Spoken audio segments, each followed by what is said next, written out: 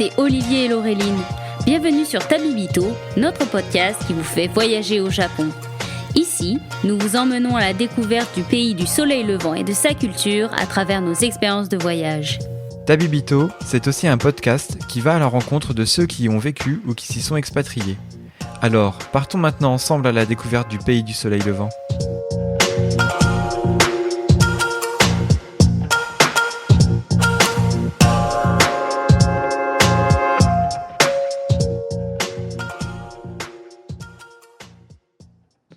Bonjour Laureline. Salut Olivier, bonjour à tous et à toutes. Bonjour à tous et à toutes et bonjour à une invitée aujourd'hui. C'est un épisode invité, ça faisait longtemps et donc on accueille Alice avec nous. Bonjour. Salut Alice. Salut. Salut Alice. Enchantée. Alors du coup, on fait encore des voyages spatio-temporels puisque donc moi je suis toujours à Édimbourg, Olivier est à Dijon et Alice elle nous a rejoint depuis Seattle où tu as emménagé donc l'année dernière. Voilà, c'est ça, en février dernier. Tout à fait. Alors Alice, on se connaît déjà parce qu'on s'est déjà rencontrés à 2 reprises. Une première fois à Japan Touch à Lyon. Oui. Et une seconde fois à Tokyo où j'ai eu le plaisir de passer une journée avec toi. À Tokyo, c'était en décembre 2023. Et on était sur la fin du Koyo et c'était vraiment une journée vraiment super chouette. Ouais, et c'était encore magnifique. Ouais. Moi, j'étais un peu fatigué, un peu malade aussi, donc on a dû écourter. Mais franchement, c'était une super journée. Moi, je garde un super souvenir. Pareil. Et donc forcément, on a pensé à toi pour que tu nous parles de Tokyo que tu connais très très bien et puis de ces jardins parce que tu as vraiment un amour fou pour la nature en général et tous les parcs et jardins de Tokyo. Et voilà, donc je pense que tu es la référence en la matière. Donc on s'est dit, voilà, il faut absolument qu'on te compte parmi nous. C'est gentil. Bon, la référence, ça fait un peu de pression, mais on va essayer. Alors juste avant de te lancer pour nous parler un peu des jardins de Tokyo et puis en plus tu vas nous parler des jardins mais un peu à toutes les saisons parce que comme tu nous le disais, il y a des jardins qui sont plus beaux à certaines saisons qu'à d'autres, donc ça nous permet d'avoir un petit panel. Mais juste avant, est-ce que tu peux un peu te présenter à nos auditrices ? Oui, alors donc je m'appelle Alice, j'ai 53 ans, donc je vis à Seattle depuis un peu plus d'1 an, mais avant j'ai vécu au Japon, donc à Tokyo.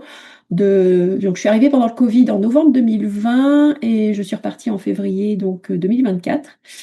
Donc j'étais avec un de mes 3 fils, donc qui a démarré le lycée français en seconde quand on est arrivé. Bon, c'était un peu compliqué parce qu'on a eu la quarantaine pendant 2 semaines à l'hôtel, enfin la totale bien stricte à la japonaise avec je dépose le panier repas, je sonne et je m'en vais parce qu'on ne sait jamais. On était vraiment comme un peu des pestiférés. C'était une ambiance très étrange. Et donc, on a eu 2 semaines compliquées avec bento 3 fois par jour, un peu manger toujours la même chose, 0 sucre, alors que moi j'adore manger sucré, c'est pour ceux qui me connaissent un peu. Donc, très dur. Après, dès qu'on est sorti, en fait, on est allé marcher, donc on est sorti tout début décembre, et là il y avait les allées de Ginkgo qui étaient toutes jaunes à côté du palais impérial, et donc là c'était assez magique. On a beaucoup marché parce qu'on n'avait tellement pas marché pendant 2 semaines que on a fait ça. Grimper sur les murs à la fin. C'est ça. Non plus, quoi. Enfin, on avait les beaux couchers de soleil parce qu'on était dans un grand hôtel au centre de Tokyo, donc on voyait les couchers de soleil un peu roses qu'il y a en hiver qui sont magnifiques. Ça a aidé un peu à tenir, mais c'était très très long. Donc, on a trouvé un logement en visio. Donc, en fait, on a eu un agent qui nous a fait visiter un logement en visio. Donc, on a atterri à Nerima, donc qui est à l'ouest de Tokyo, sur la Seibu Ikebukuro Line, ceux qui voient. Donc, Ikebukuro, vous allez tout droit vers l'ouest. Et donc, à la gare de Nakamurabashi, donc une toute petite gare avec une belle rue commerçante où il y avait tout ce qu'il fallait. Donc, déjà, quand on avait un gros coup de cœur pour l'appart, parce qu'il était grand et pas trop cher, ce qui est assez rare à Tokyo, on avait vu, moi j'avais été sur Google voir un peu les photos et tout, puis j'avais vu que la rue devant la gare était remplie de très très vieux cerisiers et que c'était magnifique au printemps. Donc je me suis dit, non mais là c'est bon, il y a toutes les cases. Et vraiment un quartier très familial avec beaucoup de familles, avec plusieurs enfants, donc avec les gros vélos, vous savez, où on met les enfants devant, derrière. Des fois, une maman avec 3 enfants, donc le porte-bébé, le gamin devant, le gamin derrière. Et j'admire, hein, franchement, manœuvrer un char pareil avec 3 enfants. Donc ça, c'était cool. Et puis la petite rue commerçante adorable avec donc le marchand de riz assez traditionnel, les petites mamies qui vendaient des wagashi, la mamie qui vendait le thé, qui m'aimait bien parce qu'à chaque fois, elle me disait le montant en articulant les chiffres très doucement pour que je comprenne bien la somme qu'il fallait payer et c'était adorable. D'ailleurs, je suis retournée la voir là en février et elle m'a reconnue tout de suite et elle m'a reparlé lentement avec les chiffres. Ah, c'est mignon. Donc c'était assez drôle. Elle avait l'air surprise de ne pas m'avoir vue pendant assez longtemps. Mais c'était adorable. Donc, vraiment un quartier très chouette, avec nous, on était en appartement, mais les appartements ne faisaient pas plus de 3-4 étages. Les petites maisons avec les petits pots de fleurs, enfin bon, les petites rues vraiment très, très calmes. Et un lycée de jeunes filles qui était vraiment juste à côté, où on entendait les répétitions de chants, d'instruments variés, etc. Donc, c'était une ambiance assez sympa et assez petite ville, en fait. On n'avait vraiment pas l'impression d'être à Tokyo, grand building, etc., quoi. C'est ça qui est chouette dans Tokyo, c'est que dès qu'on sort un peu des grands quartiers de business, finalement, il y a plein de petits quartiers adorables avec des petites rues et puis une ambiance un peu village, quoi. Donc, c'était un peu l'idéal, on va dire. Bah, tu Et, sais que je te le disais quand on était en off, mais j'ai vécu à Nerima et en fait, je suis en train de me dire que peut-être j'étais dans le même quartier que toi. Il n'y avait pas un Seibu? Tout à fait, à la gare, juste sous la gare, voilà, c'est ça. En fait, on a vite. oh, c'est Incroyable! énorme. J'étais dans ce quartier-là aussi, exactement. Ça devait être la Ouais, gare voilà, c'est ça, la gare de que. Nakamurabashi qui est Oh là là, c'est sympa. incroyable. Assez hallucinant, oui. C'est en fait, quand je suis arrivée au Japon en 2014, j'ai été dans une famille d'accueil, mais on était encore plus loin. Et en fait, j'ai des amis de licence qui avaient déjà un appart. Et en fait, j'ai pu, en secrète, prendre la place d'une qui repartait en France jusqu'à la fin de leur contrat. Et c'était à Nerima. Et moi, mon souvenir, oui, c'était en fait l'allée d'arbres. Ouais, Le c'est ça. Seibu, parce que c'était que là que j'osais acheter des Oui, trucs. bah, c'est assez abordable, on va dire, au niveau des prix. Donc, c'est vrai que c'était aussi notre supermarché un peu référent. C'était très très chouette parce que c'est un quartier qui est résidentiel et comme tu dis c'est Tokyo sans lettres Ouais. où tout est un peu à taille humaine mais je me souviens il y avait aussi des lampadaires avec des jolies arabesques, enfin il y Oui, c'est avait ça. Oui, oui. beaucoup de charme dans ce quartier-là donc Bon, bah, eh ben écoute assez alors impressionnant là la coïncidence. oh oui les coïncidences. Ouais, c'est assez génial. Et oui, du coup, toi, Alice, en fait, donc vous êtes installée, mais du coup, quel était un peu le projet de venir vivre au Japon? Est-ce que tu peux en parler un petit peu? Pourquoi t'es arrivée là, en fait? Alors, bon, déjà, on a tous les deux, mon mari et moi, une passion pour le Japon. Alors, pas sur les mêmes choses. Moi, c'est plutôt la littérature japonaise que j'ai découvert dans ma vingtaine, on va dire. Et donc, de fil en aiguille, j'ai lu de plus en plus de choses japonaises. Après, ça a été le thé japonais, un peu tout ce qui est les wagashi. Mon mari, c'était la cuisine japonaise aussi, cuisine. Bon, il cuisine indien, il cuisine un peu toutes les cuisines du monde, mais il adorait spécialement la cuisine japonaise et le cinéma japonais. Donc, en fait, on avait vraiment des centres d'intérêt sur le Japon, mais avec différentes optiques. C'est assez rigolo. On avait notre deuxième fils qui était fou de manga, d'animé, de karaoké, etc., qui d'ailleurs vit encore actuellement au Japon, à Takamatsu. Et donc, voilà, les deux grands étaient entre guillemets casés. Il nous restait plus qu'Abel qui rentrait au lycée. Donc, on s'est dit, tiens, ça pourrait être un bon plan d'essayer d'aller vivre au Japon. En fait, le but initial était carrément de s'installer au Japon et d'y rester. Hmm. Parce que, bon, on s'était dit, on adore tellement le pays, on avait fait plusieurs voyages, et puis on s'était dit, non, mais il y a un truc, quoi. Enfin, je pense que vous aussi, vous Oui, avez on est sûrement d'accord. ressenti un peu Oui. ça, quoi. On se dit, ah, bon, on se dirait bien rester un petit peu. Donc, bon, au niveau japonais, moi, j'avais un niveau assez basique, N5, on va dire. Mon mari a eu beaucoup de mal à apprendre le japonais. Mais après, il a eu la chance d'être embauché dans une entreprise où c'était l'anglais qui était la langue officielle, on va dire. Donc, ça a facilité les choses. Et donc, il a trouvé ce poste-là. Et donc, on s'est dit, bah, banco, on y va, quoi. Donc, après, donc, on devait arriver au mois d'août, hein. On avait prévu, bah, pour la rentrée du gamin en seconde, on s'est dit, c'est Oui, en mieux quand même qu'il septembre. arrive en début d'année scolaire. Ça serait sympa. Et puis, entre-temps, bah, Covid, donc, frontières fermées. On a vendu la maison parce que, bon, voilà, on partait, quoi. On voulait pas, dans l'optique de pas revenir. Donc, on a vendu la maison à l'été et puis le Japon bah, a eu la bonne idée de fermer ses frontières et de ne pas dire quand il les rouvrirait. Donc en fait, tous les mois, il disait bah, on ferme encore jusqu'au 31 juillet. Après le mois d'après, bah, on continue jusqu'au 31 août. Bon là, on commence à se dire merde, ça y est, il a raté la rentrée scolaire. Donc bah, on a déménagé en Airbnb près de chez ma belle-mère. Abel faisait les cours au CNED, ce qui a été assez compliqué parce que bon, il voulait pas forcément, bah non, votre fils, il n'est pas déscolarisé, gna gna gna, bref. Bon, bien galère. Et finalement, il y a eu un trou où ils ont dit, on ouvre en novembre, donc vous pouvez venir, mais il faut faire un papier, je sais pas, il y avait des dizaines et des dizaines de feuilles à remplir par l'entreprise qui accueillait mon mari.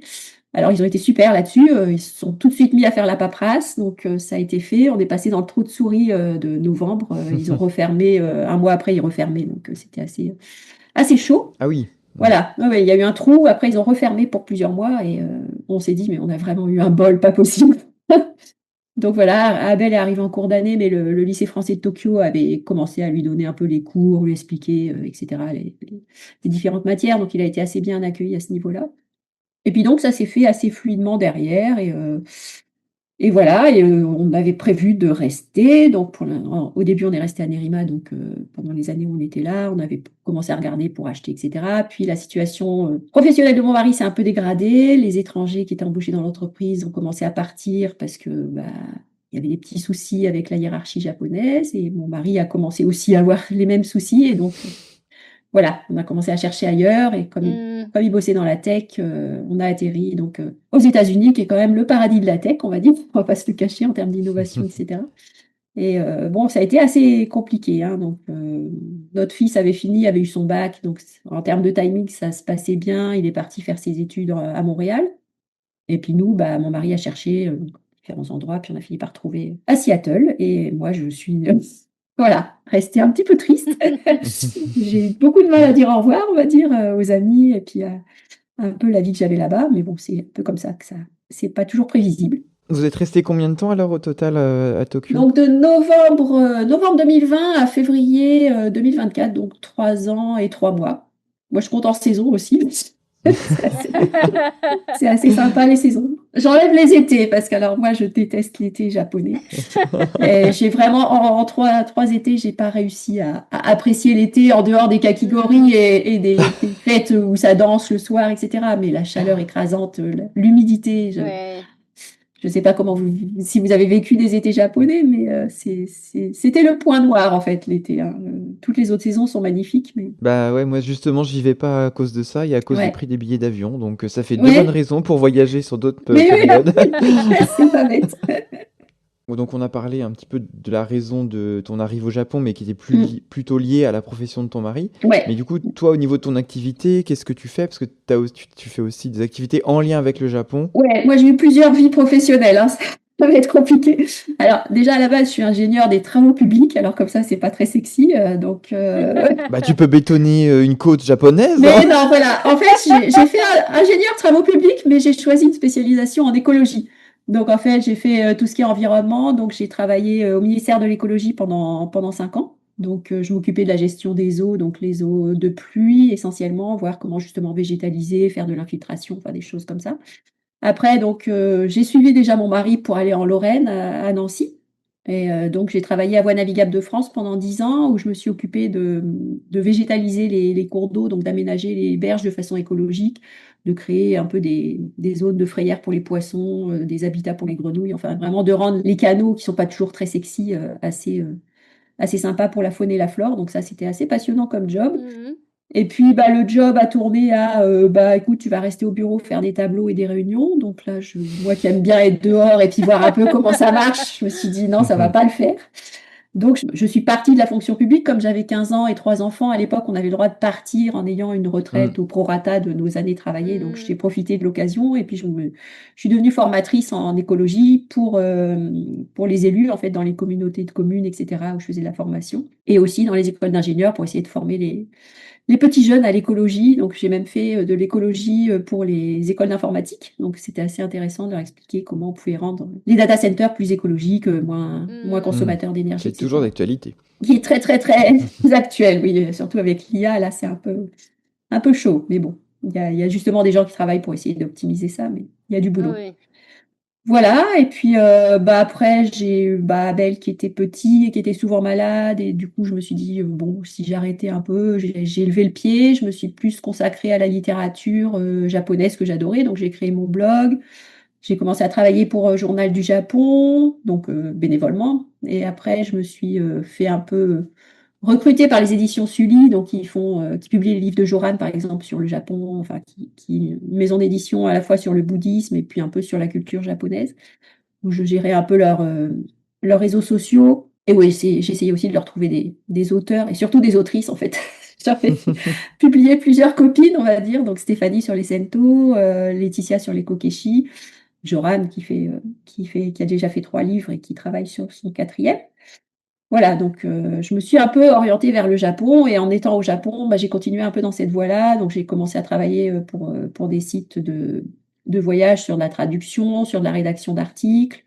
Et j'ai fini, juste avant de partir, quelques mois avant de partir, j'ai commencé à guider en fait dans Tokyo.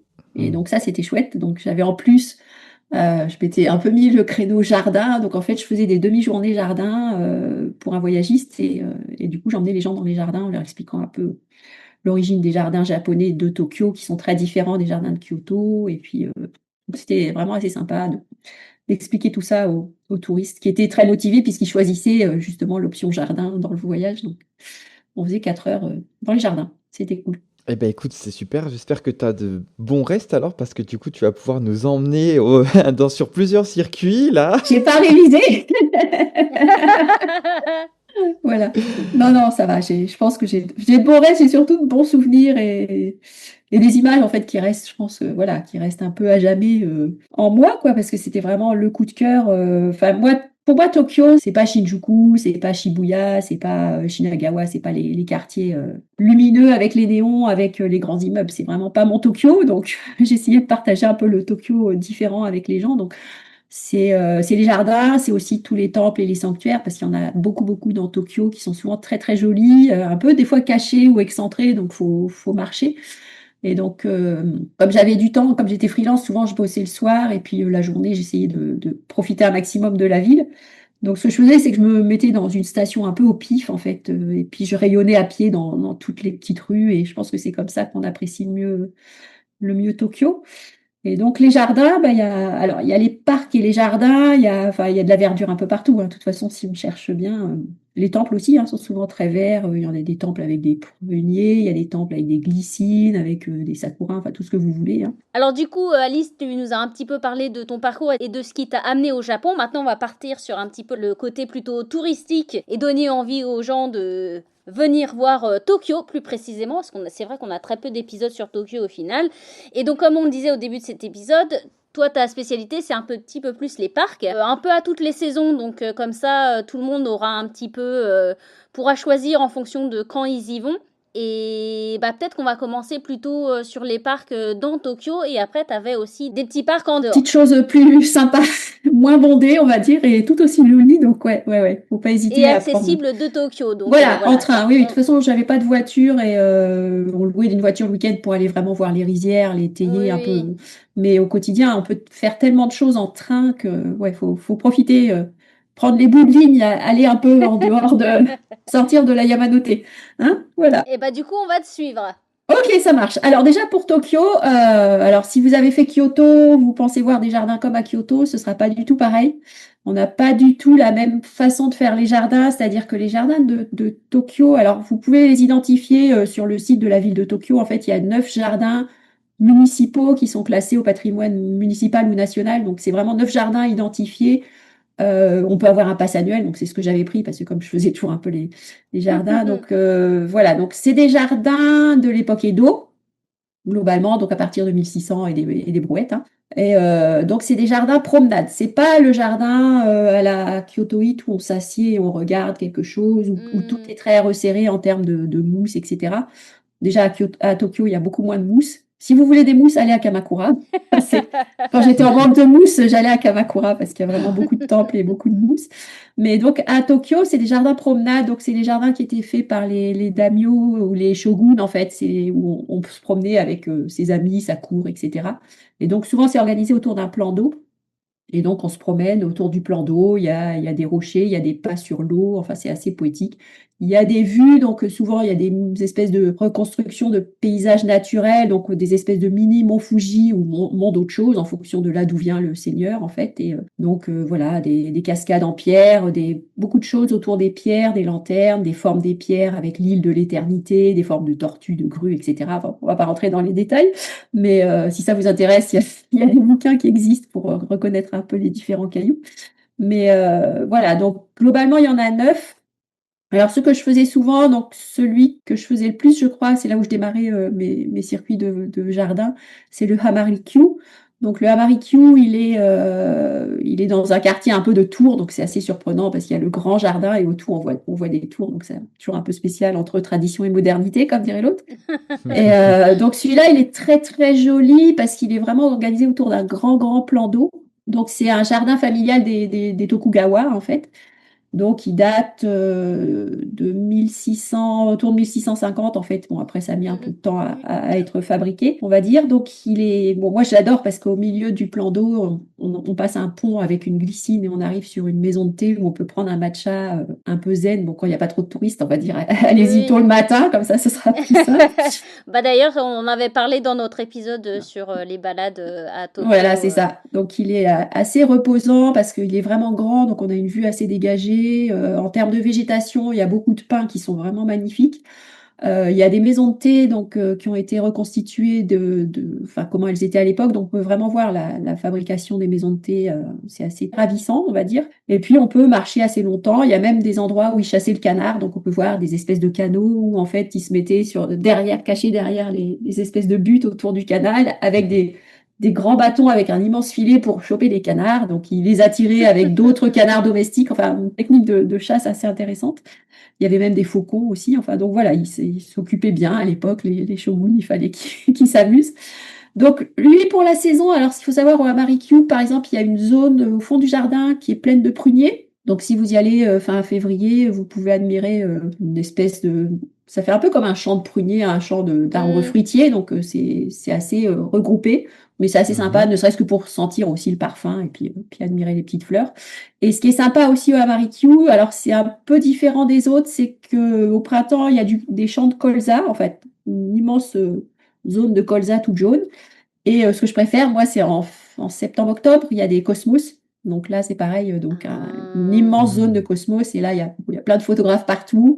Ça butine, il y a des papillons, des abeilles, etc. Et il y a des cosmos multicolores. Donc il y a des jaunes, il y a des rouges-oranges. Et il y a des roses qui arrivent, dans mon souvenir, un peu après les jaunes et les oranges. Et donc ça, c'est très agréable pour finir. Enfin, quand on emmène les gens à cette saison-là, bon, il fait encore assez chaud des fois. Et on finit dans les fleurs et là, ils sont tout contents de pouvoir se mettre. Ouais. C'est vraiment un champ dans la ville avec plein de fleurs. Donc c'est assez atypique, on va dire, pour Tokyo de trouver des grands espaces comme ça. Bah, en tout cas, ça commence bien et c'est vrai que enfin, ouais, ce que tu dis, c'est moi ce qui me plaît aussi beaucoup, c'est que finalement, là, rien que sur un seul jardin, et on n'en a pas encore abordé d'autres, déjà tu vois vraiment ces cycles de saison et on démystifie tout de suite l'image du sakura. Voilà, c'est ça. Mm. Donc, c'est vrai que quand tu connais pas le Japon, enfin, s'il y a une plante qui te donne envie d'aller au Japon, c'est le sakura. Oui, oui, oui, ce que j'entends tout le temps, mais même ici, les Américains qui vont au Japon, c'est faut y aller pendant les sakuras. Et en fait, moi je trouve que les sakuras, les sommets Yoshino, c'est bien, mais souvent le temps est pas ouf. Donc le ciel est blanc, les cerisiers sont relativement blancs. Et des fois, enfin voilà, c'est peut-être un peu, je préfère des fois limite arriver aux cerisiers précoces ou aux cerisiers tardifs et avoir un. Là, je suis partie en février et c'était le ciel super bleu avec les pruniers et avec les premiers cerisiers qui sont beaucoup plus roses et plus colorés et c'était Hmm. c'était magnifique. Et le mois sous-coté aussi, c'est avril-mai. Après les sakuras, tout s'enchaîne, c'est-à-dire qu'il y a les azalées, il y a les glycines, enfin voilà, c'est un espèce de flux continu de fleurs. Et même l'hiver, hein, l'hiver, vous avez tous les camélias qui sont vraiment superbes. Et enfin voilà, donc il n'y a pas de saison vraiment creuse. Limite, là où je sortais le moins et où je voyais moins les fleurs, c'était en été parce que j'avais trop chaud. Alors, j'adorais les lotus, mais c'était une torture d'aller voir les lotus à Ueno. Je savais que j'allais brûler, transpirer. Ah, puis Ueno, il y a du monde, il y a très peu d'ombrage. Voilà. Ouais. Et c'est pareil, pour les lotus, on allait en banlieue en fait pour voir les lotus. Alors là, c'est un peu loin, c'est à Gyoda, donc c'est sur la préfecture de Saitama, mais il y a un parc à lotus d'une beauté hallucinante avec des spécimens de différentes couleurs. Enfin, Ah ouais. voilà, donc ça, c'est un petit trésor caché. Alors en train, je ne sais pas si c'est très accessible, mais en tout cas, voilà, si vous pouvez aller à Gyoda voir les lotus, c'est vraiment beaucoup plus joli et beaucoup moins bondé, même si les Japonais connaissent le spot, donc il y a quand même du monde.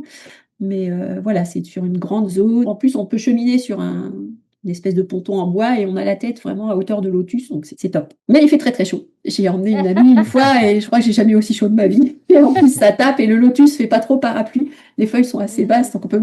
Ou alors, il faudrait piquer une feuille comme dans Totoro pour se mettre sous. La feuille de lotus, ça pourrait être une idée, mais bon, ça se fait pas trop. Alors là, tu nous parlais glycine, lotus, tout ça, on connaît. Voilà. Mais du coup, il y a aussi d'autres petites plantes que tu aimes bien. Alors, je sais qu'il y a le robaille.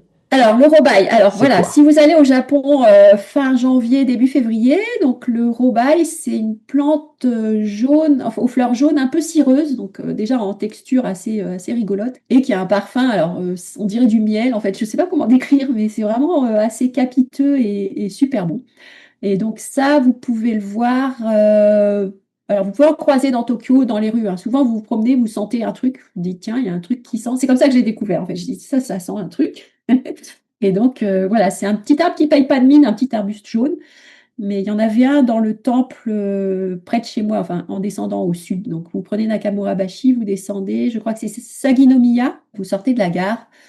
Et vous allez au temple qui est juste au sud de la gare. Et là, il y a des robailles dans l'entrée du temple. Après, il y a des pruniers. Après, il y a des sakuras. Et après, il y a un superbe érable pleureur. Donc, voilà, c'était mon coin préféré, le temple à Saginomiya. Si vous avez une carte et vous cherchez, vous tomberez dessus. Il est toujours beau toute l'année, en fait. Donc, j'y allais régulièrement. De toute façon, on va faire comme d'habitude, c'est-à-dire que là, tu vas nous balancer plein de lieux, plein de lieux. On va faire une petite carte qu'on mettra dans les descriptif de l'épisode. Voilà, je vais te balancer les adresses. Faut que je note ce que je dis. Alors, juste question aussi, moi je connais pas le robaille, ça s'appelle comment? Parce que j'essaie de demander à Google. Robai. Alors, comment ça s'appelle en... Faut que je retrouve le nom en français, mais c'est vrai que moi je connais, en fait, en japonais, mon vocabulaire, c'est les plantes. Donc, mais Oui. je vais le retrouver, je t'enverrai ça aussi. Parce qu'il y a le robaille, après, il y a, bon, les pruniers, je pense que les gens connaissent un peu plus, qui sont très sous-cotés par rapport au sakura, je trouve que franchement, c'est lamentable. Mais bon, bref, c'est pas grave. Moi, celui que j'ai découvert à mon dernier voyage, c'est l'osmanthus. Voilà, le kinmokusei. Et ça, c'est une tuerie, ça. Ah, je me baladais à Gujo Hachiban avec ma mère, et puis de temps en temps, il y avait un parfum comme ça. Un parfum, voilà, ça pop. Et des fois, l'arbre n'est pas juste à côté en fonction du vent. Il faut chercher où il est. Et quand je suis allée à Portland, il y a un jardin chinois qui avait plusieurs kinmokusei, enfin donc plusieurs osmanthus. Et je l'ai cherché et le vent était tellement bizarre. Ouais, ça fait comme des poches de Voilà, parfum. des En poches fait, de parfum, tu marches vraiment. dedans et tu dis, mais qu'est-ce que c'est? D'où ça vient? Mais ça sent bon, c'est où? Voilà, et j'étais obsédée parce qu'à chaque fois que je marchais dans la ville, je tombais Ouais. là-dessus et je voyais pas de fleurs à côté. Je me disais, mais qu'est-ce que c'est? Jusqu'au moment où je suis enfin passée juste à côté d'un, je fais, oh, mais c'est ça que je sentais! C'est ça, voilà. Il faut, quand on a le nez dedans, moi, ça m'a fait la même chose. Et alors, c'est assez, enfin, il y en a beaucoup dans les haies. Des fois, il y en avait sur les haies à Fujimidai, donc la station qui est après Nakamurabashi. Il y avait un chemin où il y avait des haies d'osmanthus et c'était assez surprenant. Ils étaient taillés et tout, et tous les ans, ils fleurissaient. J'en avais un devant ma chambre. Ça, c'est bien ça. À l'appartement, il y avait un gros osmanthus et il y a un moment, ils ont pris la tronçonneuse, ils l'ont coupé, mais j'étais déprimée au possible. Il était immense, il sentait bon. Donc ça, c'est octobre. Ouais, ça c'est octobre, début octobre en général. Enfin après, avec le réchauffement climatique, les dates, c'est un peu compliqué de donner des dates, hein. En général, c'est octobre.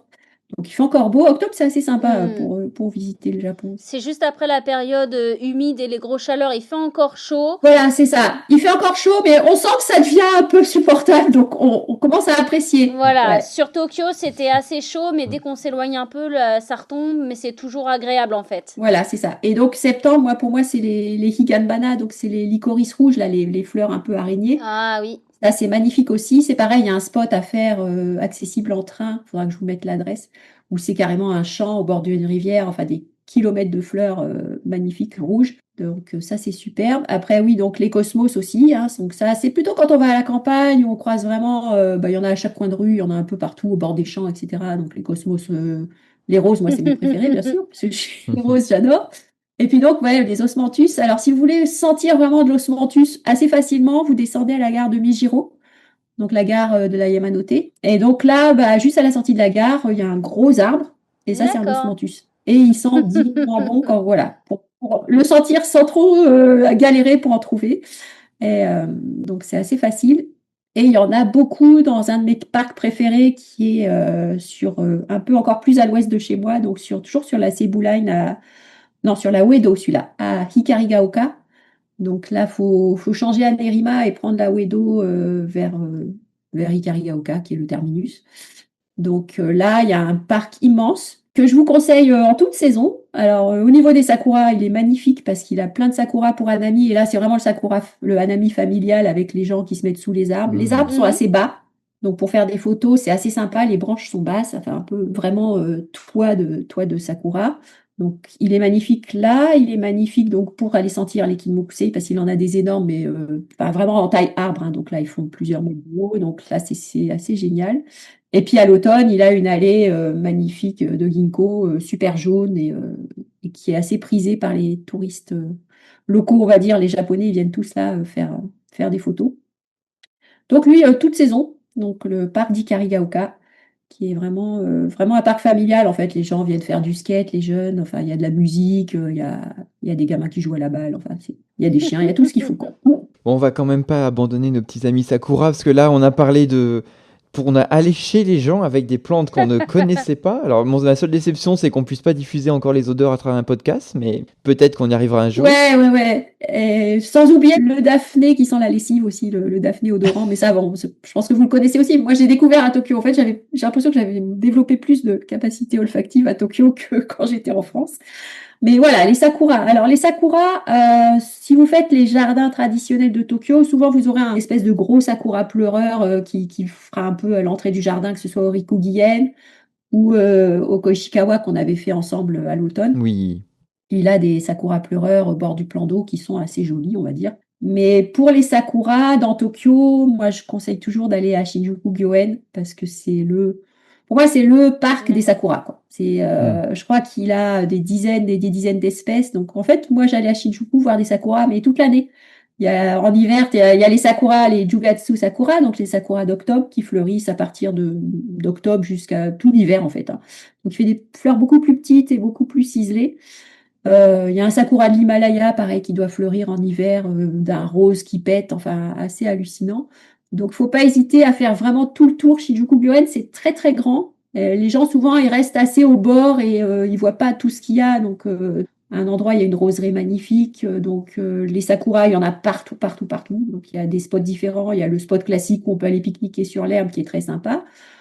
Il y a toujours de la place, hein, même quand, enfin, après, peut-être en pic de journée, c'est compliqué, mais il y a tellement de sakura sur tellement d'endroits différents du parc que je pense que chacun peut trouver son sakura pour faire son hanami, hein. Il y a des sakuras au bord de l'eau, il y a les sakuras précoces que j'ai pu voir en février, là, donc fin février, qui sont du côté du jardin un peu chinois, donc où il y a le bâtiment en pagode, là. Et là, ils sont fleuris, ils sont énormes et ils sont magnifiques. Et il y avait plein de méjiro, donc les petits oiseaux verts avec le tour de l'œil blanc. Et ils s'en donnaient à cœur joie. Là, c'était vraiment le printemps commence dès les pruniers et sakura précoces en février, quoi. Et après, bah, justement, vous avez toute la saison des sakuras, donc les Sommei Yoshino, là, il y en a partout, partout, et puis même aussi des sakuras tardifs. Donc, si vous allez à Shinjuku-gyoen de février à fin avril, vous aurez des sakuras. Et il y a les sakuras tardifs avec les boules d'azalée fleuries, la rose. Enfin, là, ça fait vraiment le poster super joli. Donc voilà, Shinjuku-gyoen pour les sakuras, c'est un peu l'incontournable. Et après, pour les sakuras, moi, ce que je pense qu'il faut faire, c'est les parcs, les petits parcs, hein. Donc, bon, il y a ceux qui sont connus, c'est à Yoyogi, à Ueno, mais c'est souvent très, très bondé. Donc, aller à Ah oui, Ikarigaoka, Ueno, c'est. voilà, Ueno, c'est Enfin, moi, je me Ika- rappelle une année où effectivement, c'était magnifique parce que tu as ce plafond de branches, tu as l'impression d'être dans un tunnel, mais par contre, tu es comme dans le métro, tu te retournes, tu t'assommes quelqu'un avec ton sac, quoi. Voilà, c'est à la queue leu, c'est ça. Donc ça, non, moi, enfin, je suis un peu agoraphobe, donc j'évite ces endroits-là. Et à Ikarigaoka, il y a du monde, mais les gens se mettent avec leur bâche sous les cerisiers. Chacun prend sa bâche, chaque famille a sa bâche. Ça joue un peu entre les enfants, etc. C'est super bon enfant et on n'est pas cette impression d'oppression et puis de touristes qui prennent des photos. En fait, les gens sont vraiment là pour manger, papoter, etc. Donc c'est hyper convivial. Donc, vous pouvez le faire à Ikarigaoka. Si vous prenez toujours la même ligne, hein, je suis désolée, je vends ma ligne, là, c'est Ikebukuro. Vous allez jusqu'à typiquement Tokorozawa. Donc, Tokorozawa, c'est un parc, en fait, c'est là où il y a eu la première piste d'aviation japonaise. Donc, c'est un aviation park, enfin, Memorial Park. Donc, c'est un parc où vous pouvez visiter un petit musée de l'aviation et en même temps, il y a d'énormes zones de sakura pour pique-niquer. Souvent, ils Hmm. font un festival. Donc là, une fois, on a vu un festival de taiko, enfin, avec des groupes de danse et tout. C'était super chouette. Et là, il y a des sakuras, il y a assez de sakuras pour tout le monde. Donc, c'est super sympa. Et dans la gare, vous pouvez acheter vos bento. Ils vendent aussi tout ce qui est un peu sushi, sashimi dans des super boîtes pour la saison. Il y a une boulangerie dans la gare aussi qui vend des brioches Totoro. Donc, enfin, voilà, tout ce qu'il faut. Hmm. Donc, ça, c'est très, très sympa pour les sakuras. Et puis, les rivières à sakura aussi. Donc, je pense que ça, vous avez peut-être fait aussi. Alors, au hasard, vous avez fait à Nakameguro, la rivière à sakura Alors ou... j'ai tenté un soir et Ah, effectivement mauvais je me plan. suis fait pourrir. C'était un voyage que je faisais avec des amis et Ouais. alors c'est vrai que j'avais fait un peu la course finalement de la chasse au sakura. Alors effectivement je suis d'accord, Shinjuku c'est l'un de mes meilleurs souvenirs de parc de Ouais. sakura parce que en fait t'avais pas l'oppression, mais Ouais. typiquement tu vois on a fait Ueno le matin et Nakameguro le soir éclairé de nuit. Et pareil, on a eu 2 journées où bah, tu prends le métro et après tu reprends le métro sous les arbres. Donc je me suis fait pourrir.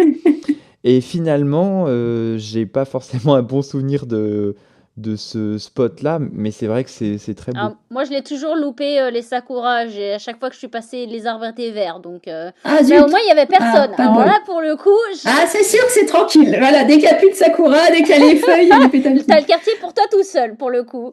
Alors, pour les sakuras, moi, je dirais que vous prenez n'importe quelle rivière, hein, globalement, dans Tokyo et les environs, et vous trouverez une rivière à sakura et beaucoup plus déserte et agréable, en fait, que la à Nakameguro, où c'est, en fait, nous, à un moment, des fois, c'est carrément la police qui dit vous arrêtez pas, avancez, prenez pas de Ah photos. ouais. Enfin, Mm. moi, je supporte pas, Non. vraiment. Puis les coupes de champagne roses pour faire son selfie, machin. Enfin, c'est pas mon truc. Ouais. Après, ça peut être le truc de certaines personnes. Typiquement, prenez la Shakuji River, donc toujours de mon côté. Et donc, vous sortez alors, Nerima Takanodai, la station, et vous allez trouver la rivière et vous la longez quasiment jusqu'à Shakuji-koen. Donc, Shakuji-koen, c'est un parc aussi super joli pour les sakuras, qui est très joli toute l'année aussi, et qui a un peu comme à Ueno, vous avez vos pédalos en forme de cygne, hein, si Ah. vous êtes fan. Et là, il n'y a pas grand Ah! monde, donc vous pouvez pédaler tranquille sous les sakuras, et ça, c'est assez chouette.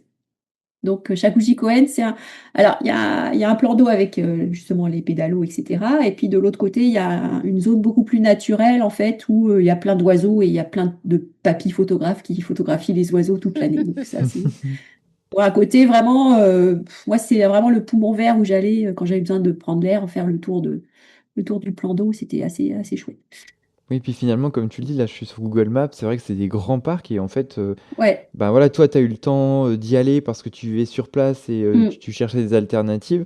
Ouais. Et typiquement, bah, c'est des parcs que tu penses pas à intégrer dans un voyage au Japon, alors qu'en fait, ils sont immenses, quoi. Oui, c'est ça. En fait, je jette pas la pierre aux gens qui font, voilà, les gens qui font Yo-Yogi et Nakameguro. Puis c'est ce qu'on voit aussi sur les réseaux sociaux et c'est là où c'est dans Tokyo, c'est souvent sur la Yamanote. Il n'y a pas besoin de trop galérer. Mais franchement, sur ma ligne, il y a tellement de trésors que ce serait dommage de pas y aller, quoi. Enfin, je suis pas payée par l'Office du tourisme de Nerima, mais il y a vraiment de quoi faire, quoi. Et Shakuji Koen a aussi autour du plan d'eau des sakuras et donc on peut marcher dessous. Et c'est vraiment chouette. Et le côté vraiment plus sauvage fait du bien aussi. Un autre qui est vachement joli, que vous connaissez sûrement, c'est Inokashira Park, à côté du musée Ghibli, où là, les sakuras, bah, c'est pareil, vous pouvez aussi louer votre pédalo. Il y a un peu plus de monde, mais vraiment, il y a des sakuras tout autour du plan d'eau et vous pouvez être super tranquille pour les admirer. C'est ravissant également à cet endroit-là, aussi avec des branches au-dessus de l'eau, etc. Moi, j'aime bien les branches qui rasent l'eau. Donc, il y en a à Shinjuku Byoen, il y en a aussi à Inokashira Park. Donc pour les sakuras, c'est vraiment ouais, plutôt les grands parcs comme ça qu'il faut viser pour vraiment pouvoir respirer, quoi. Bon, l'honneur est sauf, c'est bon, on a parlé des sakuras. Voilà. Après, si vous voulez aussi une belle rivière à sakura, vous pouvez aller jusqu'à Kawagoe, hein. Je ne sais pas si vous avez déjà fait Kawagoe. Ah oui, c'est tellement la rivière au bout du sanctuaire, elle est tellement C'est belle. mignon et la rivière au moment des sakuras, elle est vraiment magnifique. Donc, bon, il y a un peu de monde, mais en semaine, il y a globalement beaucoup moins de monde parce que c'est surtout des Tokyoïtes qui vont le week-end. Et Kawagoe, c'est ravissant, il y a plein de petits temples, il y a plein plein de choses à découvrir. Et puis la rue avec les bâtiments traditionnels qui est toute mimi aussi. Donc, ouais, Kawagoe, c'est un bon plan aussi. Et donc après nos petits sakura, il y a tellement de fleurs, on va pas pouvoir tous les passer en revue, mais moi il y en a une que j'aime beaucoup, c'est les glycines que j'ai découvert à Kyushu sur mon dernier voyage. Est-ce que tu as des spots à glycines à nous recommander à Tokyo? Parce que là, pour le coup, Ouais, on parlait de Tokyo odorant, les glycines c'est aussi une fleur qui a un très beau parfum. ouais, ah ouais, ça sent super bon les glycines. Donc je prends les adresses. Ouais, Voilà. alors, bah, le top du top en glycine pour moi, c'est pas un jardin, c'est le sanctuaire de Kameido Tenji. Donc, qui est connu aussi pour ses pruniers et ses pruniers pleureurs. Si vous avez jamais vu de pruniers pleureurs, allez à Kameido Tenjin. Donc, c'est du côté de la Skytree. Et donc au printemps, enfin février-mars, pour les pruniers. Et alors, au moment des glycines, en fait, tout est recouvert de treilles de glycine. Mais alors, si vous voulez sniffer de la glycine et vraiment vous immerger dans... Il n'y a pas mieux. C'est vraiment le Kameido On Tenjin. reste sur des activités licites quand même, hein, mais... Ouais, ça, c'est tout à fait légal, il n'y a pas de problème, ça rend très heureux, mais on garde tout son esprit. Il y a les bourdons, il y a... Alors moi, mon souvenir de glycine, c'est surtout qu'il y a les abeilles aussi. Donc, Ouais, voilà, il y a beaucoup d'abeilles, mais chacun fait son truc. Nous, on sent les glycines, elle butine, et franchement, Voilà. ça se passe, la cohabitation est assez sympa. Ne sniffe pas d'abeilles, non, Laureline, ça peut mais être moi, tu dangereux. vois, alors le truc, c'est que les abeilles, je sais que je devrais pas en avoir peur, mais j'ai toujours, tu sais, le frisson dans le dos et le crissement où je dis, elle est pas loin, je l'entends butiner. Non, mais j'ai eu une piqûre d'abeille dans le dos quand j'étais petite et ça m'a un peu traumatisée. Mais après, comme j'ai deux gamins qui sont entomologistes, j'ai appris à aimer les bestioles. Donc, il n'y a pas de souci. Mais vraiment, le Kameido Tenjin, il est recouvert. En fait, c'est comme s'il y avait un toit de glycine, donc avec des petits ponts rouges et de l'eau et des tortues, puisque le Kameido, son nom vient de là aussi. Et si vous connaissez un peu les estampes, il y a une estampe de Hiroshige, je crois, où vous voyez le pont rouge de Kameido avec les glycines, qui est assez connu. Et franchement, ça sent super bon, c'est divin. Après, les glycines, moi, je les ai souvent trouvées dans les petits parcs de quartier. Souvent, vous avez un banc et vous avez un espèce de vieux truc là, et en fait, c'est une glycine. Donc, il y en a au parc Ibiya aussi, il y a une glycine qui est assez sympa. Au Hamarikyu, il y a une vieille glycine justement sur le pont qui mène vers le salon de thé. Donc, le tronc, rien que les troncs des glycines sont assez impressionnants à regarder, même hors saison de floraison. Je vais en remettre une couche sur Tokorozawa. Tokorozawa, au milieu du parc, il y a une grande treille comme ça et ça sent super bon en fait. On est attiré par l'odeur directement. On arrive dans le parc et en ligne droite, il y a la glycine qui est assez magnifique. Mais vraiment, les petits parcs ont toujours un peu une treille de glycine. Au niveau des jardins de Tokyo, je me souviens qu'il y en a une. À côté du Hamarikyu, il y a un petit jardin qui s'appelle le Kyushibarikyu, qui est pareil, un jardin de daimyo autour d'un plan d'eau. Et là, il a une pergolade glycine à l'entrée avec des bancs. Donc, on peut se mettre sous la glycine et regarder le jardin, enfin l'étang avec les lanternes, les cailloux et tout. Donc là, pour un moment méditatif avec une bonne odeur et des belles couleurs, c'est assez sympa, quoi. Bah, tant qu'on parle de belles couleurs, est-ce que du coup tu peux nous basculer un peu sur l'automne? Sur l'automne, ah ouais, avec plaisir. Je crois que je pense que même par rapport au sakura, c'est ma saison préférée pour Ah, les couleurs, en fait, en termes vraiment d'arc-en-ciel. eh ben ça me fait plaisir, c'est pas moi qui l'ai dit, parce que c'est Ah, vrai que il y en a trop pour les sakura, il y en a pas assez pour les momiji et les ginkgo. Voilà, c'est clair, c'est clair. Alors l'automne, ouais, bah on l'avait testé un peu quand on Ah était bah allés à oui. deux. Alors typiquement le Koishikawa qu'on a fait, le Koishikawa Korakuen qu'on a fait ensemble, c'est un des plus jolis. Je le mettrais aussi avec le Rikugien. Si, je sais pas si Oui, vous bah l'avez j'avais fait. fait le jour suivant. Le jour suivant, voilà. Alors pour moi, le Rikugien, c'est le plus joli à l'automne. Alors pourquoi? Parce qu'il a des érables de toutes les couleurs en fait. Il y a une zone où il y a du vert, du rouge, du jaune, du orange.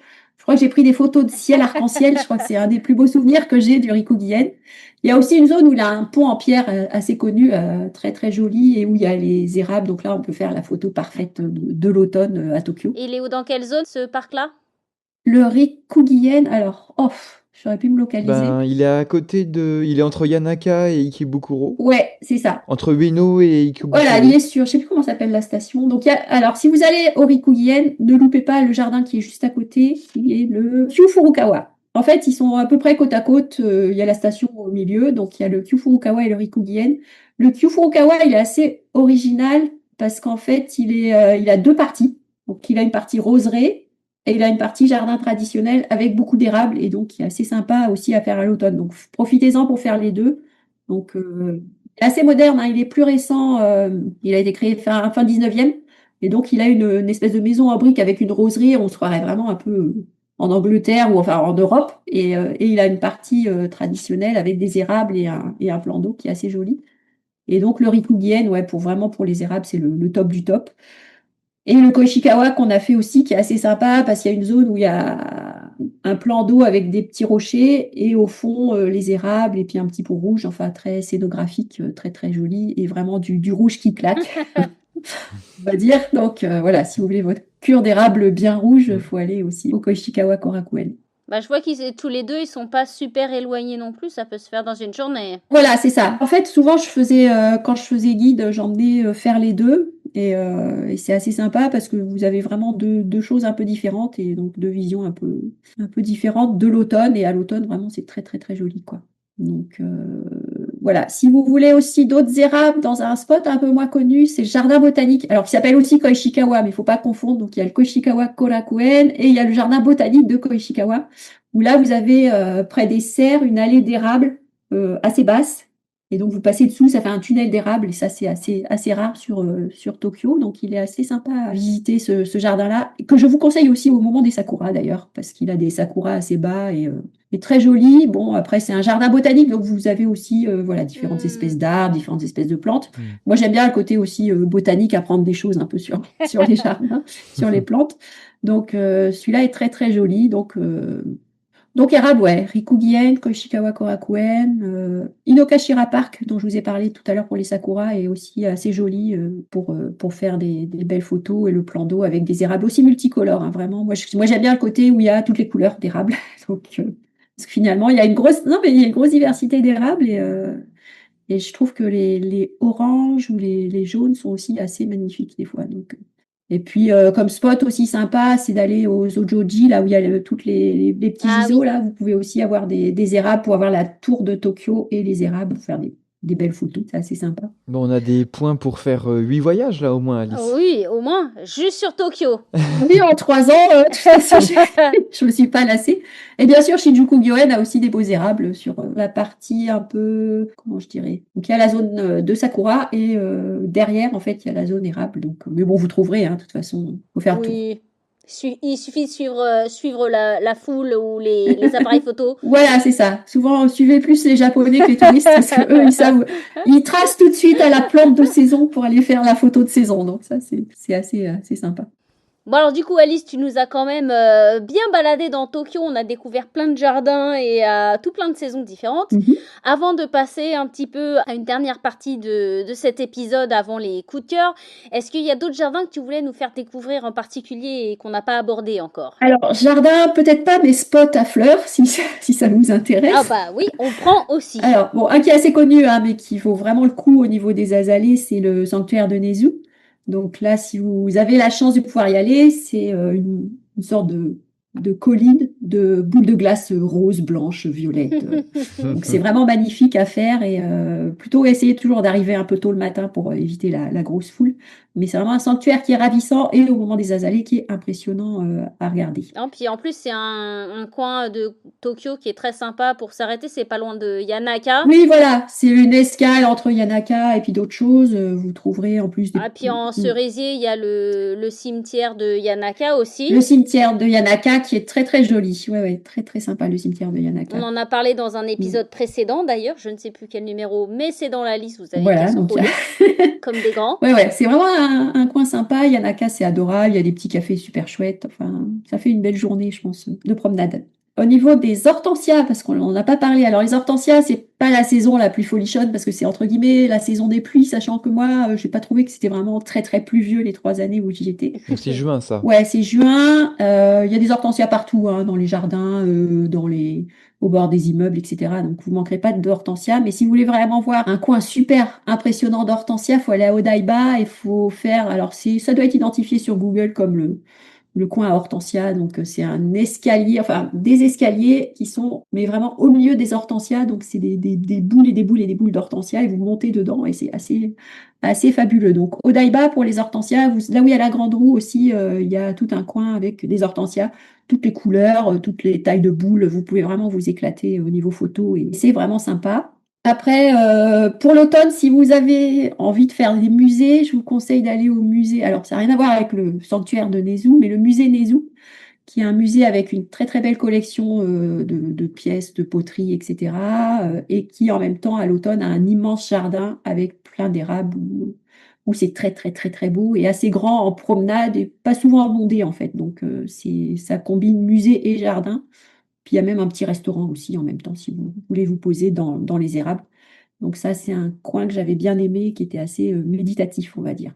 Et puis un petit spot sur la rivière Arakawa, qui est une rivière au nord de Tokyo. Là, c'est au printemps, à peu près au moment de la floraison des sakuras. En fait, sur une des rives de la rivière, il y a ce qu'on appelle les mousses phlox. Enfin, c'est des phlox, mais donc des fleurs roses fuchsia, mais ras du sol. Donc ça fait un tapis tout Mhm. rose avec les sakuras au-dessus. Donc vous pouvez marcher sous les sakuras et admirer le gros tapis rose au bord de la rivière. Donc c'est un spot assez sympa que j'avais fait une fois et je m'étais dit, ça a une bonne tête. À noter. Voilà.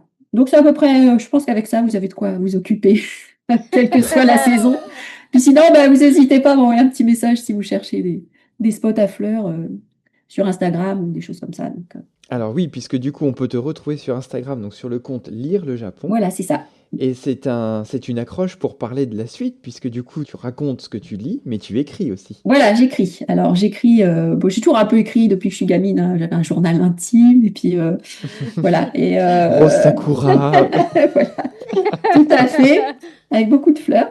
Et bah, j'écrivais donc des articles où je chroniquais un peu mes lectures sur le journal du Japon. De fil en aiguille, j'ai commencé à écrire. J'ai pas mal écrit en étant à Tokyo, en fait, parce que c'est assez inspirant, on va dire, le Japon pour écrire.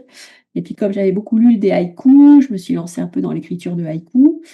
Ayant eu trois enfants, trois garçons qui lisaient beaucoup de livres, enfin à qui je lisais aussi beaucoup de livres quand ils étaient petits, j'avais commencé un peu à réfléchir à des histoires de livres pour enfants. Et puis je connaissais donc Morgane Boulier, que vous avez déjà interviewé, si la mémoire est bonne. Oui. Épisode 5, Voilà, c'est donc ça. première saison. Donc bah, on se connaissait parce que je la suivais sur Insta et puis avec sa boutique Etsy depuis un peu ses premières créations. Et puis on était à Tokyo ensemble, en fait, on a vécu, on s'est un peu croisés sur quelques mois. Donc, on a pu se voir, elle habitait près d'Inokashira Park, justement, et donc on avait pu un peu échanger. Et puis, elle avait des envies voilà, de faire des petites histoires pour les enfants. Et donc, on s'est mis un peu autour d'une table. Et puis, on a créé une petite fille japonaise donc, qui s'appelle Kotori. Et donc, on a inventé un peu des histoires. Donc, Kotori, c'est une petite fille qui adore la nature, qui adore les animaux, qui vit au Japon, au milieu des feuilles d'érable et des fleurs de sakura, on va dire. Et donc, voilà, on a été publié aux éditions Akinome.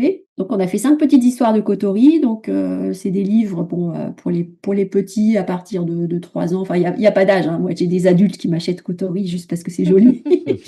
En fait, donc, Morgane a fait toutes les peintures en soulier, donc vraiment à la main, de façon traditionnelle, qu'après elle numérise, etc. Donc, c'est un boulot de dingue et c'est magnifique, quoi. Donc, c'est vraiment de la peinture traditionnelle. Alors, c'est sûr que ça change un peu des livres illustrés un peu classiques, mais vraiment une touche de Japon. En plus, dedans, elle met des petits animaux, elle met aussi des petits objets japonais, des kotatsu, enfin, tout le Japon concentré dans un livre avec Morgane. Donc, on a fait un peu toutes les saisons. Je crois qu'on a fait Kotori avec des singes au Mont Fuji, donc là où c'est plutôt automnal avec les feuilles jaunes. On a Kotori avec l'ours à Hokkaido, donc là, toujours on est dans des montagnes, un peu dans les tons rouges. On a l'hiver avec les grues, qui est une histoire un petit peu triste qui parle de la mort. Donc, je pense que c'est un sujet important aussi à aborder avec les enfants, qui est assez émouvant, donc avec la danse des grues, etc., qui est superbe hein, dans la neige. J'adore quand quand elle dessine des grues. Et puis, qu'est-ce qu'on a d'autre? On a un épisode qui se passe à Arashiyama, à Kyoto. Un épisode, je vois ça en épisode, ça c'est rigolo. Où là, c'est les érables verts, les mousses vertes, enfin, et puis, donc c'est assez joli. Et le petit dernier qui était avec un animal qui fascinait mon dernier fils quand il était petit, qu'on avait découvert à Kyoto, qui est la salamandre géante. Bon, je vous conseille qu'aller voir la salamandre géante à Kyoto à l'aquarium, c'est pas les meilleures conditions pour apprécier la bête parce qu'elles sont entassées un peu les unes sur les autres dans un petit aquarium. C'est un peu. Bon, de toute façon, les parcs, enfin les zoos et les aquariums, c'est un peu à éviter, surtout au Japon où c'est encore un peu Le zoo de Kyoto, par À exemple, l'ancienne, c'est oui. Mm. terrorisant. Le zoo de Kyoto, faut pas y aller. Les animaux sont vraiment parqués comme dans un truc du 19e siècle, début 20e, quoi, de France. Mais bon, voilà. Donc, la salamandre du Japon, c'est une salamandre. Donc, nous, chez nous, ces salamandres, c'est tout petit. Et en fait, là-bas, elle fait plus d'1 mètre à 1,50 m. Donc, c'est vraiment un animal, quand on le voit, on se dit, waouh, c'est quoi ce truc? C'est un truc préhistorique. C'est très perturbant. Et en fait, mon fils était fan et on avait acheté la peluche qui était quasiment aussi grande que lui. À l'époque, il avait 8 ans. On était rentrés dans l'avion, les nanas de la compagnie aérienne. Oh là là, c'est trop mignon, la salamandre. Enfin, les japonaises, hein, parce que dans l'absolu, cet animal n'est pas forcément mignon. Et j'ai eu du mal à le faire passer d'ailleurs auprès de l'éditrice qui disait, ah, t'es sûre, franchement, c'est pas très très joli. Mais j'y tenais vraiment parce que pour moi, c'est un animal tellement atypique et donc voilà, on a fait la salamandre sous les sakuras, comme ça elle est un peu kawaii, c'est pour ceux qui ont peur des grosses bêtes. Et donc voilà, on a 5 livres très très jolis avec du papier bien épais, donc ça fait vraiment ressortir, je trouve, le pinceau de Morgane, on voit quasiment les traits de Oui. pinceau. Et donc on est content d'avoir eu ces 5 petits bébés. Bon après, c'est vrai que là, on a fait une pause parce que Morgane a un peu d'autres choses à faire pour vraiment travailler sur le soulier, faire des expositions, etc. Donc on l'a mis en pause, j'espère qu'on le refera. Je croise les doigts parce qu'on avait un petit renard sous les tories à Fushimi-Inari, donc on aimerait bien. Ouh, ça peut Ah, être ça aurait très été bien sympa. ça aussi, ouais. Voilà, on va Bon, en essayer. même temps, là, parce que Morgane, elle est de retour en France et puis toi, t'es à Seattle, donc au niveau de la gestion, ça doit pas être simple non plus. Oui, bah, on a géré des coteries avec plusieurs fuseaux horaires. Je crois qu'on a commencé coterie. Morgane était partie aux États-Unis. Moi, j'étais encore au Japon et notre éditrice en France. Donc, je crois que Morgane se levait genre à 5, 6 heures du mat. Moi, c'était le soir à 21 h, 22 h et au milieu. Enfin, c'était. Donc, on a l'habitude aussi des 3 fuseaux horaires.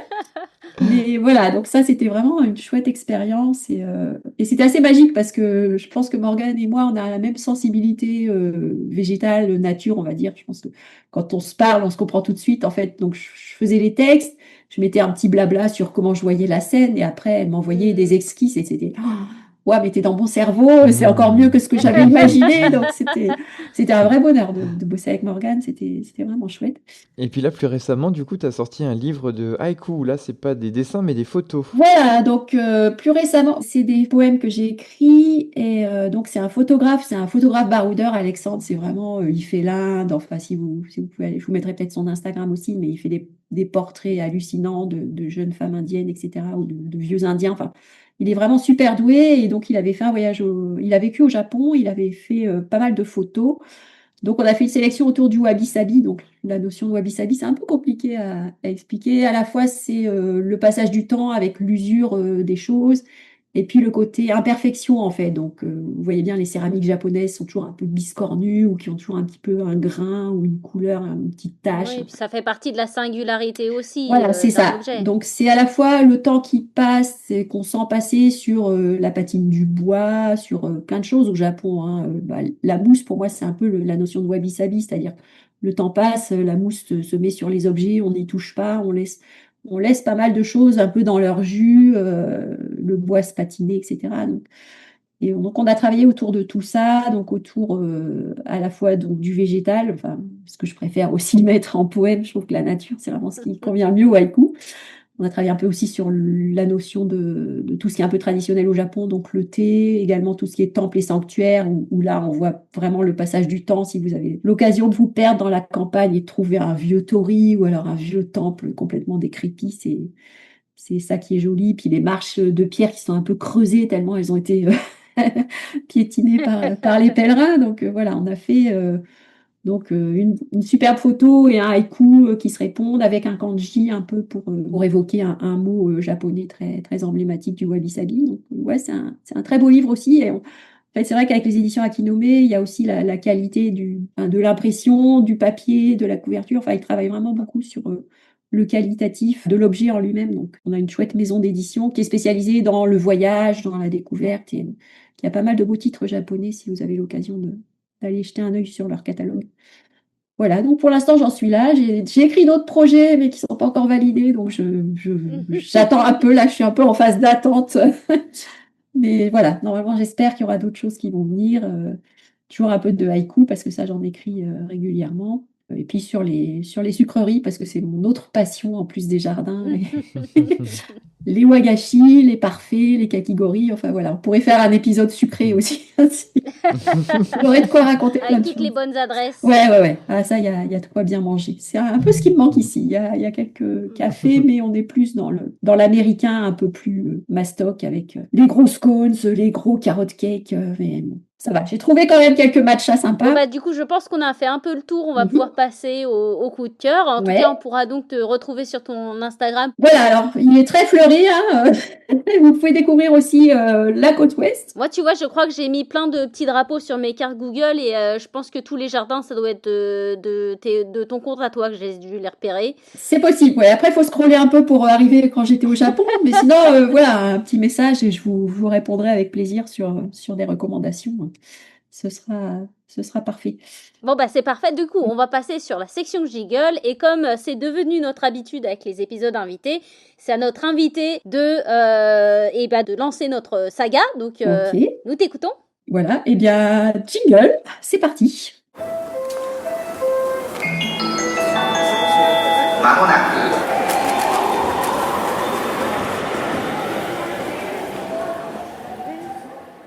Alors, nous revoici dans la section de coup de cœur et donc traditionnellement, c'est toi Alice qui va tenir le micro et tu vas nous présenter la liste de vraiment ce qui te touche et des choses qu'on peut retrouver quand on est chez soi en France pour apprécier le Japon. Et je crois qu'il y a une belle petite panoplie de livres à trouver en librairie. Tout à fait. Donc, voilà, commencer par la lecture, parce que c'est ce qui fait du bien aussi, et c'est vraiment ce qui m'aide beaucoup quand c'est un peu compliqué. Donc, une des autrices que je préfère à l'heure actuelle en contemporain, on va dire, donc c'est Ito Ogawa. Donc, c'est vraiment des romans d'ambiance où on se sent vraiment bien, même si elle aborde des sujets assez difficiles. Donc, toute la trilogie autour de Kamakura, donc j'adore Kamakura. Et donc, avec son héroïne qui tient une papeterie, j'adore la papeterie. Et donc, tout l'univers qu'elle crée avec une famille recomposée, avec les rues de Kamakura au fil des saisons, manger aussi, bien sûr, parce que c'est important dans la littérature japonaise. Donc, vraiment, Ito Ogawa, enfin, foncez n'importe lequel, vous serez a priori vraiment dans une bulle qui vous fera du bien.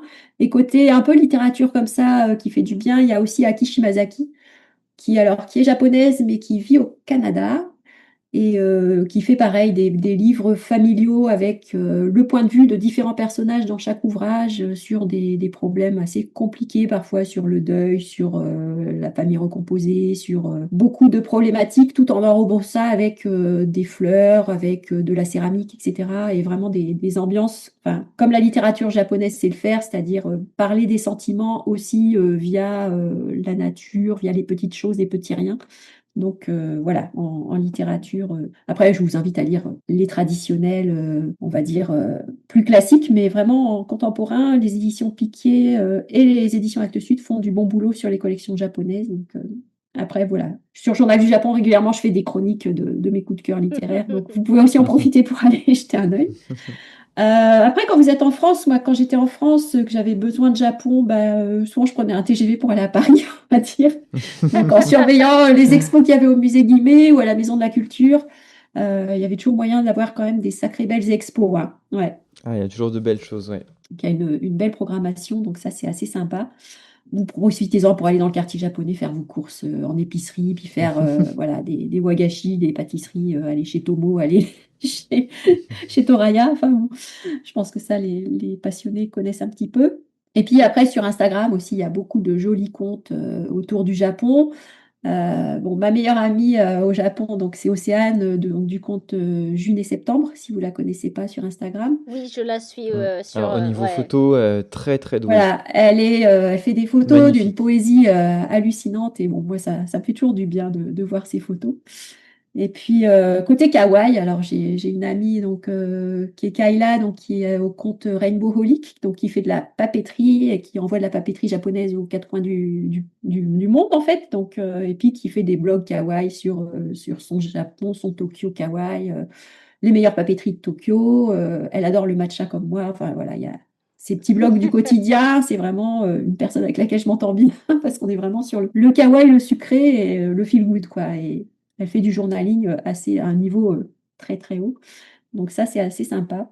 Puis si jamais vous voulez aller aux États-Unis, bon, peut-être quand le contexte sera un peu plus calme, mais j'ai découvert pour moi, le plus beau jardin japonais que j'ai fait. Alors, j'ai fait fâcher les Japonais, mais donc je suis allée à Portland. Il y a un magnifique jardin japonais qui a été créé dans les années 60. Et c'est à couper le souffle. Vraiment, il y a du jardin sec, il y a de la mousse partout, tout est hyper soigné, il y a des lanternes, il y a les fontaines, il y a la fameuse bascule avec le bambou qui se remplit d'eau qui fait clac.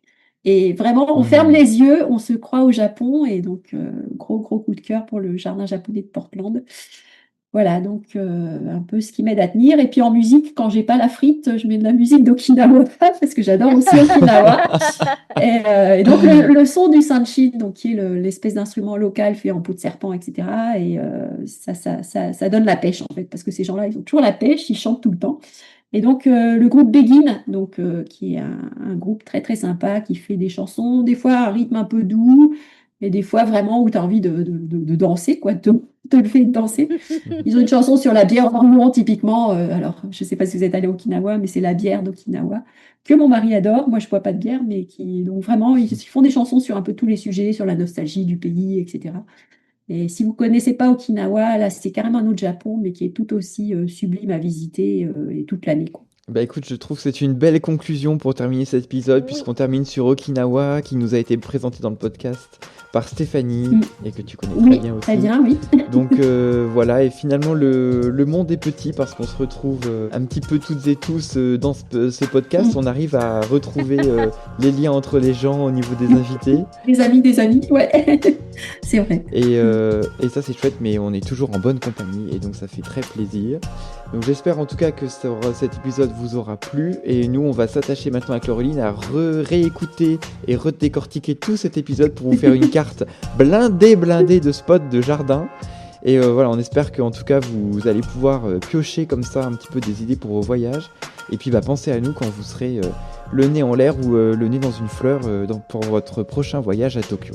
En tout cas, Alice, c'était un grand plaisir de t'avoir. On est content d'avoir pu faire cet épisode avec toi, parce que la première fois qu'on t'avait contacté, c'était quand même l'année dernière. Et puis il y avait eu des... C'était un peu compliqué. On a dû repousser, voilà, puis repousser. Voilà. Donc du coup, on a enfin réussi. Tout à fait. C'était un plaisir de conversation vraiment chouette, et j'espère que ça donnera des idées de découverte à tout le monde. Donc vraiment, merci beaucoup pour l'invitation. Et merci à toi d'avoir accepté. Et puis comme d'habitude, vous pouvez donc nous retrouver sur Instagram.